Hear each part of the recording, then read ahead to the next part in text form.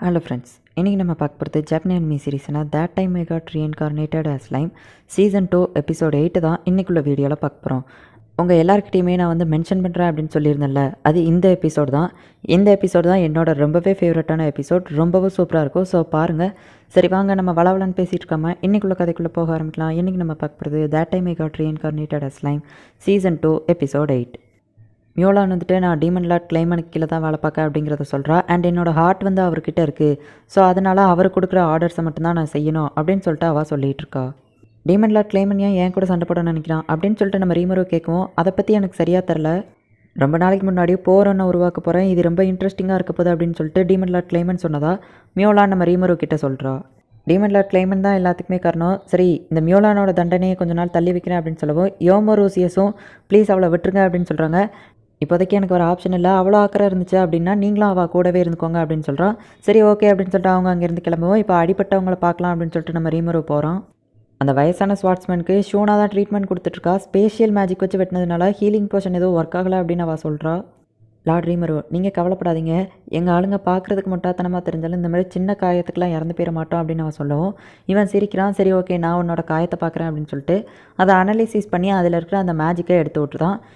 இப்போ ஹீலிங் போர்ஷனை கொடுத்து அந்த காப்டாவையும் இவனையும் பொழைக்க வச்சுருந்தாங்க. உடனே காப்டா இருந்துச்சோடனே இந்த வயசானவனும் பொழைச்சிக்கிட்டானா அப்படின்னு சொல்லிட்டு கேட்கவும், வயசானவன் சொல்லாதான் எத்தனை மட்டும் சொல்லியிருக்கேன் அப்படின்னு நம்ம கோவப்படவும், மாஸ்டர் அப்படிங்க இவனுங்க அப்படி காமெடி பண்ணிட்டு இருக்கவும், ஆமாம் ஷியானுங்க இதுக்கெலாம் காரணமானவங்கள பழி வாங்க போகிறேன்னு சொல்லி போயிட்டாளா அப்படின்னு நம்ம ரீமரு சிரிச்சிட்டே கேட்கவும் எல்லாரும் சோகமாகறாங்க. ஷூனா ஏதோ சொல்ல வரவும் பெனிமாரு தடுத்துட்டு என் பின்னாடியே வாங்க அப்படின்னு நம்ம ரீமருவை கூட்டிகிட்டு போகிறான். இப்போ பெனிமாரும் நம்ம ரீமருவை ஒரு இடத்துல கூட்டிகிட்டு போய் நின்றுட்டுருக்கான். அங்கே நம்ம காப்டா என்னடானா காப்ஸை இறந்து கிடக்கிறத பார்த்துட்டு போய் கதறி அழ ஆரம்பிக்கிறான். நம்ம பென்னிமாரு ஒரு பெட்ஷீட்டை தூக்குறான். பார்த்தா நம்ம ஷியான் இறந்து போய் கிடக்கிறா. ஒரு சின்ன குழந்தையை காப்பாற்றும் போதே இவளை இறக்கமே இல்லாமல் வெட்டிட்டாங்க. அதேமாரி நம்ம காப்ஸும் வந்து என்னையை காப்பாற்றுறதுக்கு தான் ட்ரை பண்ணால், அப்போ அவனையும் கொண்டுட்டாங்க அப்படின்னு சொல்லிட்டு ஷூனா சொல்லிகிட்டு இருக்கா. நம்ம ஷியான் இறந்ததை பார்த்த நம்ம ரீமரோ அந்த ஒரு செகண்டுக்கு அப்படி வேறு லெவலில் ரேம்பேஜ் மோடுக்கு போயிட்டு அவன் மொத்த பவரும் வெளியே வரவும், என்னை மன்னிச்சிருங்க, நான் கொஞ்சம் தனியாக இருக்கணும் அப்படின்னு அவன் சொன்ன உடனே மற்ற எல்லாருமே அந்த இடத்துல இருந்து கிளம்புறாங்க. நம்ம ஷூனா வந்து ரீமருவை கட்டி பிடிச்சி, கவலைப்படாதீங்க, உங்களுக்கு ஏதாச்சும் தேவைன்னா என்னை கூப்பிடுங்க, நாங்கள் எல்லோரும் இருக்கோம் அப்படின்னு சொல்லிட்டு அவள் அந்த இடத்துல இருந்து கிளம்புதா. நம்ம ரீமரோ அந்த மேஜிக் கண்ட்ரோல் பண்ணுற மாஸ்க்கை தெரிதான். அதை அந்த பொண்ணுகிட்ட கொடுத்துட்டல அப்படின்னு சொல்லிட்டு இப்போ அது மாதிரியே ஒரு டூப்ளிகேட்டை க்ரியேட் பண்ணி அதை போட்டுக்கிட்டான். இதுக்கு எல்லாமே நான் தான் காரணமா, எதனால் இப்படி நடந்துச்சு அப்படின்னு அவன் மனசுக்குள்ளே கேட்டுட்ருக்கவும் அந்த கம்ப்யூட்டர் ஆன்சர் தெரில அப்படின்னு சொல்லிகிட்டு இருக்கு. நான் உள்ளுக்குள்ளே ரொம்ப கோவமாக இருந்தாலும் வெளியே காமாக இருக்கேன். ஆமாம், நான் ஒரு மான்ஸ்டராக மாறிட்டல அப்படின்னு அவன் யோசிச்சுட்டு இருக்கவும் அந்த அட்வென்ச்சரஸ் 3 பேரும் அந்த இடத்துக்கு வராங்க. இதுக்கு காரணமானவங்கள நான் கண்டிப்பாக சும்மா விட மாட்டேன் அப்படின்னு அவன் எந்திரிச்சு நிற்கிறான். அந்த மான்ஸ்டர்ஸோட பவரை கண்ட்ரோல் பண்ணுறதுக்கு அந்த பேரியர் இருக்குது, ஆன்டி மேஜிக் பேரியர் இருக்குது. அது போக அந்த மாஸ்க்கை போட்டு அவன் பவரை கண்ட்ரோல் பண்ணிகிட்ருக்கான். பட் ஆனால் அவனோட கோவத்தினால இது எல்லாத்தையும் மீறி அந்த மாஸ்க்கே கிராக் விடுது. அந்த லெவலுக்கு இவன் டென்ஷனாக இருக்கான். நீங்கள் எல்லோரும் எனக்குள்ளேயே நிம்மதியாக இருங்க அப்படின்னு சொல்லிட்டு நம்ம ரீமரோ எல்லாரையும் சாப்பிட போகவும், நிறுத்துங்க, இவங்க எல்லாரையும் திரும்ப கொண்டு வந்துடலாம், பட் ஆனால் அதுக்கு 0% தான் சான்ஸ் இருக்குது அப்படின்னு சொல்லிட்டு அந்த அட்வென்ச்சரஸ் பொண்ணு சொல்லவும், வேணாம் நீ இப்படி சொல்லாத, நீ இப்படி சொல்லி எனக்கு பொய்யான நம்பிக்கையை கொடுக்காத, ஒருவேளை மேபி அதுக்கு சான்ஸ் இருந்தால் அதை நான் கண்டிப்பாக செஞ்சுருவேன் அப்படின்னு நம்ம ரீமரோ மனசுக்குள்ளே நினைக்கிறான். இவங்க எல்லாரையும் கண்டிப்பாக திரும்ப கொண்டு வர முடியும் அப்படின்னு அந்த பொண்ணு சொல்லவும் நம்ம ரீமரோ சந்தோஷத்தில் சிரிச்சுக்கிட்டே, அது என்ன விஷயம் எனக்கு அதை சொல்லு அப்படின்னு சொல்லி கேட்குறான். எங்கள் சிட்டிக்கு வெளியே பேரியரை க்ரியேட் பண்ணவங்கள சோவே வாட்ச் பண்ணிகிட்ருக்கான். என்ன பண்ணலாம் அப்படின்னு கேட்கவும், நான் சொல்கிற வரைக்கும் எதுவும் பண்ணாதா, அவங்கள வாட்ச் பண்ணிட்டேரு அப்படின்னு நம்ம ரீமரோ சொல்லிட்டு, சரி அதை எப்படி பண்ணலான்னு சொல்லு அப்படின்னு அந்த அட்வென்ச்சரஸ் பொண்ணுகிட்ட கேட்கவும், அவள் ஆக்சுவலி ஒரு மனுஷி இல்லை, எல்ஃப் அப்படிங்கிறத நம்ம ரீமரோக்கு காட்டுறா. அப்புறமா அவள் அந்த கதையை சொல்ல ஆரம்பிக்கிறா. ஒரு சின்ன பொண்ணு இருந்தால் அவள் ஒரு டிராகனை ரொம்பவே பாசமாக வளர்த்தா. அந்த பொண்ணுக்கு பவர்ஸ் அதிகமாக இருந்ததுனால அவளை கண்ட்ரோல் பண்ணணும்னு சொல்லிட்டு அவங்க அப்பா அந்த டிராகனை கொண்டுட்டாரு.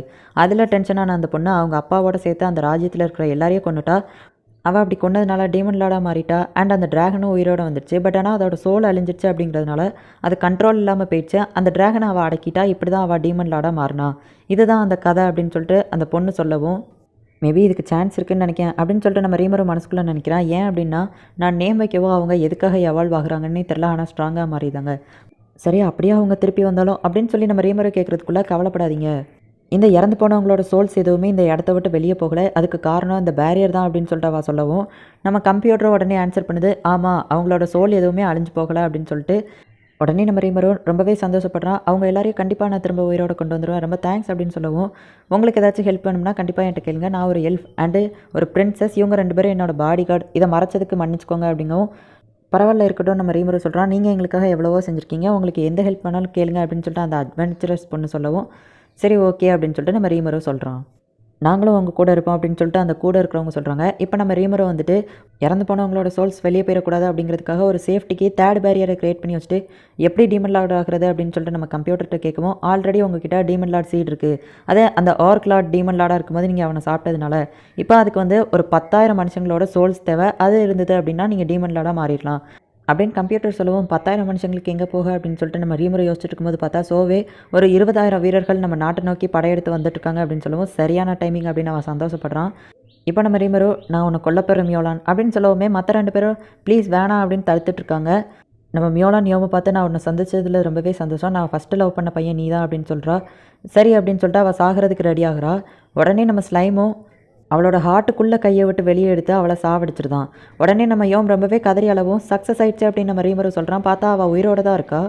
ஆக்சுவலி நம்ம ரீமரோ வந்துட்டு அவளுக்கு வேற ஒரு ஆர்டிஃபிஷியல் ஹார்ட்டை பொருத்தி வச்சுருக்கான். டீமன் லார்ட் கிளைமனை ஏமாத்துறதுக்காக தான் இப்படி பண்ணேன். ஆக்சுவலி அவள் ஒரு 3 செகண்ட் இறந்து போயிருப்பா. அவளோட இந்த ஹார்ட்டை வச்சு தான் டீமன் லார்ட் கிளைமன் அவளை கண்ட்ரோல் பண்ணிட்டு இருந்தான். இதை எடுத்துகிட்டு நான் ஆர்டிஃபிஷியல் ஹார்ட்டை இப்போ வச்சுட்டேன். இனிமேல் இவள் வந்து ஃப்ரீ பேர்டு தான், யாரும் இவளை கண்ட்ரோல் பண்ண மாட்டாங்க அப்படின்னு சொல்லிட்டு சொல்லவும் யோம் ரொம்பவே சந்தோஷப்படுறான். உடனே நம்ம மியோலான் வந்துட்டு ரொம்பவே தேங்க்ஸ், இனிமேல் நான் உங்களோட அடிமை அப்படின்னு சொல்லவும் அதெல்லாம் தேவையில்ல, நீ இனிமேல் ஃப்ரீ பேர்ட் அப்படின்னு சொல்லிட்டு ஆமாம் நீ இப்போ ஃப்ரீ ஆகிட்டா என்ன பண்ண போகிற அப்படின்னு சொல்லி கேட்குறான். உடனே நம்ம மியோலான் எனக்கு அதை பற்றி ஐடியா இல்லை அப்படின்னு சொல்லிட்டு வேணா யோம கல்யாணம் பண்ணலாம் அப்படிங்கிற மாதிரி அவள் பேசிகிட்டு இருக்கவும் ரோசியஸ் டென்ஷன் ஆகுறான். சரி நீ மனுஷன் 100 வருஷம் தானே வாழ்வ, அதுக்கப்புறம் மியோலானை நான் எடுத்துக்கிட்டேன் அப்படின்னு ரோசியஸ் சொல்லவும் உடனே நம்ம ரீமரோ சரி ஓகே நான் கிங்டம் ஆஃப் ஃபால்மியூத்துக்கோ நீ ராஜாவாக்க போகிறேன் அப்படின்னு சொல்லிட்டு யோம பார்த்து சொல்லுவோம். என்னது ராஜாவா அப்படின்னு சொல்லிட்டு யோசிக்கிறான். உடனே நம்ம ரீமரோ அவனுக்கு டீட்டெயிலாக எக்ஸ்பிளைன் பண்ணுறான். கிங்டம் ஆஃப் ஃபால்மியூத் நம்மளை நோக்கி வந்துட்டுருக்கு, நான் அந்த ராஜாவையோ வீரர்களையோ கொல்ல போகிறேன், ஸோ நீ நெக்ஸ்ட்டு ராஜாவாயிரு அப்படின்னு சொல்லிட்டு சொல்லுவோம். எல்லாருமே வந்து நீ ராஜாவாயிரு அப்படின்னு சொல்கிறாங்க. அவனும் சரி ஓகே அப்படின்னு சொல்லிட்டு சொல்கிறான். இறந்து போன எல்லாரையுமே நான் திரும்ப கொண்டு வர போகிறேன் அப்படின்னு சொல்லிட்டு நம்ம ஸ்லைம் மீட்டிங் ரூமில் பேசுகிறான். இந்த இடத்துல இந்த எபிசோட் முடியுது. இதில் நம்ம ரீமரோ வந்துட்டு ஷியான் இறந்து போனதை பார்க்கும்போது வேறு லெவலில் அந்த ஒரு அமைதியான ரேம்பேஜ் மோடுக்கு போவான். அது பார்க்குறதுக்கு வேறு லெவலில் இருக்கும். அனிமையில் பேக்ரவுண்ட் மியூசிக்லாம் போட்டு வேறு லெவலில் காட்டியிருப்பாங்க. நான் உங்களுக்கு எக்ஸ்பிளைன் பண்ணதுலேயும் அந்த லெவலுக்கு எஃபெக்ட் இருந்ததா அப்படிங்கிறத மறக்காமல் கமெண்ட்டில் மென்ஷன் பண்ணுங்கள். அப்புறமா உங்களுக்கு இந்த வீடியோ பிடிச்சிருந்தது அப்படின்னா லைக் பண்ணிட்டு அப்படியே மறக்காமல் நம்ம சேனலை சப்ஸ்கிரைப் பண்ணிடுங்க. தேங்க்யூ ஃபார் வாட்சிங். Bye guys. நெக்ஸ்ட் எபிசோடில் மீட் பண்ணலாம்.